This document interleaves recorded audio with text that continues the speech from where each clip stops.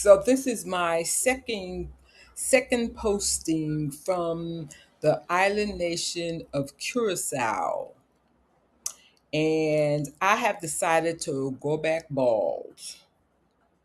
Yeah, I have like a wicked bald spot, and the when hair turns gray for some reason, it becomes very brittle.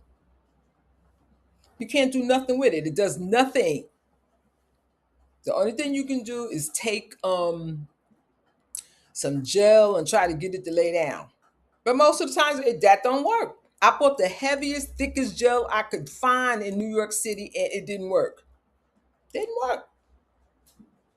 So I'm done.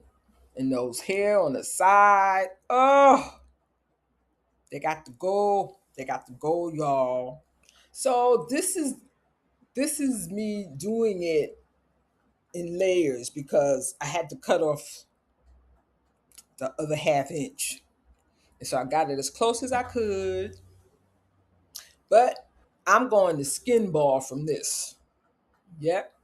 Skin ball is just the easiest thing to do.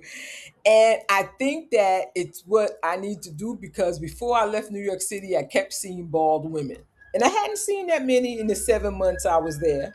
But right before I'm leaving, I think I saw like five bald women. I was like, okay, universe telling me again, hey, you need to go back bald. So that's what I'm doing, going back bald. I am so done with hair. I'm so done with hair. And I cannot believe I was in New York City for 7 months, y'all. I cannot believe how many hair places I saw in New York City. Hair, hair, hair. Everybody you see got mock hair. Everybody you see done bought some hair and they wearing it on their head.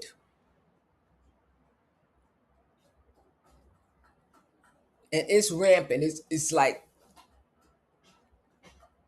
hair and nails. You would think they eat hair and nails with all of the hair and nails and barbershops they have in New York City. That was all mind boggling to me that there are so many hair places between beauty salons, barbershops, nail salons. It's unbelievable. And they be like right next door to each other, all up and down White Plains Road, all up and down Fordham Road, I guess the Rome Avenue too. Probably Southern Boulevard, a place I didn't go, unless I was on the bus just passing through. But I have never seen so many hair and nail places in my life. And on top of that, you have all of these different food places from everybody, no matter where they from on the planet. They got a restaurant for it in New York City. The Bronx has a kabillion people in it, y'all. And that's why I just felt crowded the whole time. If I walk to White Plains Road, if I walk on Jerome Avenue, it's just cars everywhere. People park any kind of way. Nobody's obeying the rules of the road. So while you're a pedestrian, you have to try and contend with people on scooters and people on motorized bikes who are DoorDash, who do not obey the rules of the road. That means going out in the Bronx is all the time is perilous. It's like walking a gauntlet. Nobody's enforcing no laws. From what I understand, those people on scooters and bikes, they don't have to have insurance. And if they get into an altercation with a driver, which I know of a driver who did because the guy on the scooter ran right into the car. It wasn't the driver's fault. Ran into the car, not following the rules of the road. So it's very dangerous in New York City when it comes to just going out, being a pedestrian. They got bike lanes everywhere. That means that you walk out, you in the pedestrian lane, you're right, you're doing what you're supposed to be doing. You're crossing in the pedestrian crosswalk. But somebody on a bike, they in such a hurry. And I've seen lots of near misses in walk, especially in New York City, walking in Chinatown. They will not stop when the light turns red like the car. moving motorized traffic does. They won't. And it's like you gotta be paying attention. So yeah, I said all that to say I'm done with the hair. And I went and bald, gosh, I guess it's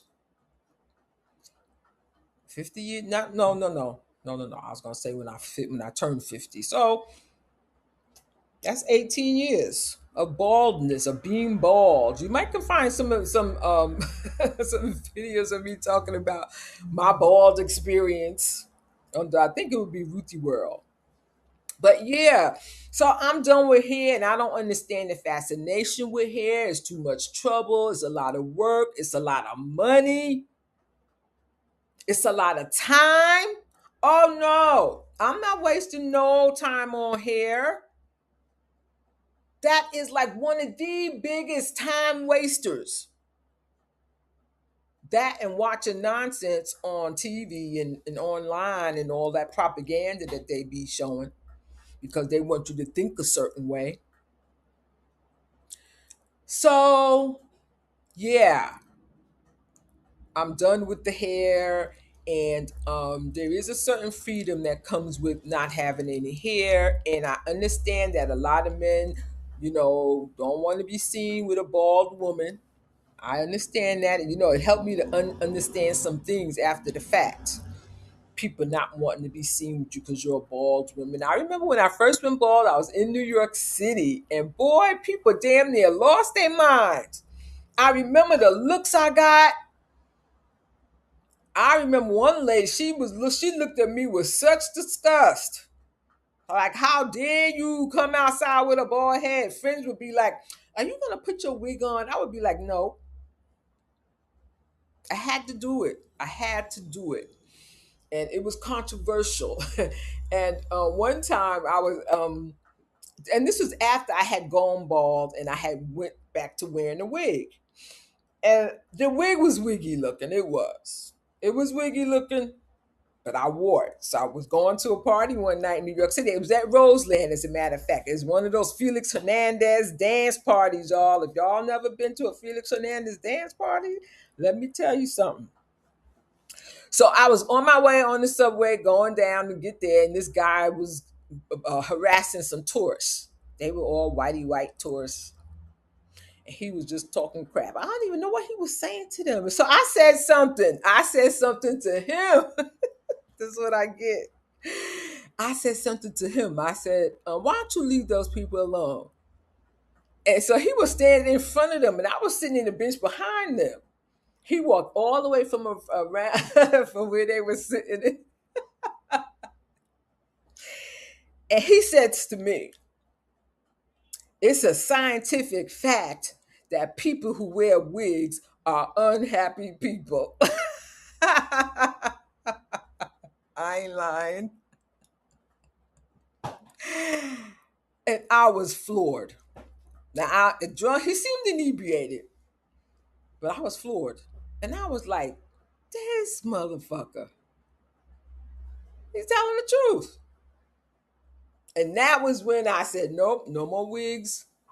And I swore off hair and I shaved my head, skin ball, and kept it that way. Kept it that way, joined the ball movement on Facebook. Yeah, I was serious about it. I'm like, yeah. And I felt like this is how I was meant to be like this. And I've had lots of hair in my life. I've had 3 sets of locks, which is what caused the baldness that just went rampant. So I'm like, fine. If I gotta be bald, I gotta be bald. And I accept my fate in my baldness.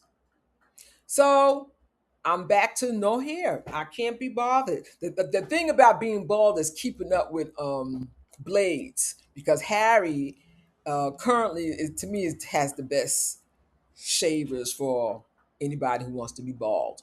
But I've been to lots of different styles when it comes to shaving. But yeah, I gotta tell you, I like being bald. I like being bald.